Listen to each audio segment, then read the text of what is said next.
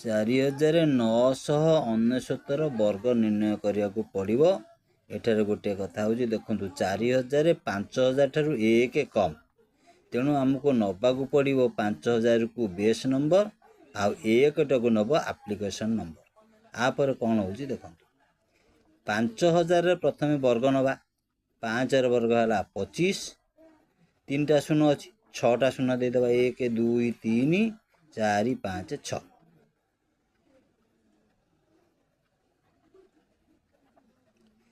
ତାପରେ କ'ଣ କରିବା ନା 5000ରେ ଯେଉଁ ଆପ୍ଲିକେସନ୍ ନମ୍ବର ଅଛି 1, ତାର 2 ଗୁଣା ଗୁଣିବା, 2 ଗୁଣିଲେ ହେଲା 10000। ସେ 10000ଟାକୁ ଫେଡ଼ିବା, କାହିଁକିନା 4999 5000ରୁ କମ୍ ଅଛି, ତେଣୁ ଫେଡ଼ିଦେଲେ ଫେଡ଼ାଣ ଫଳ ହେଲା 24994ଟା ଶୂନ। ତାପରେ କ'ଣ କରିବା, ସେ ଆପ୍ଲିକେସନ୍ ନମ୍ବର ବର୍ଗ ନେଇ ତା ଦେହରେ ମିଶାଇଦେବା। ଏତିକି ମାତ୍ର କାମ, 9942। ବର୍ତ୍ତମାନ ଆମେ ପାଇଲେ 4999ର ବର୍ଗ ହେଲା 2499301। ଯଦି ଭିଡ଼ିଓଟି ଭଲ ଲାଗିଥାଏ ତାହେଲେ ପସନ୍ଦ କରିବେ, ଲାଇକ୍ କରିବେ, ସବସ୍କ୍ରାଇବ୍ କରିବେ। ଯଦି ଭିଡ଼ିଓଟି ଖୁବ୍ ଭଲ ଲାଗିଥିବ ବୋଲି ମୁଁ ଆଶା କରୁଛି। Thank you. ଶେଷ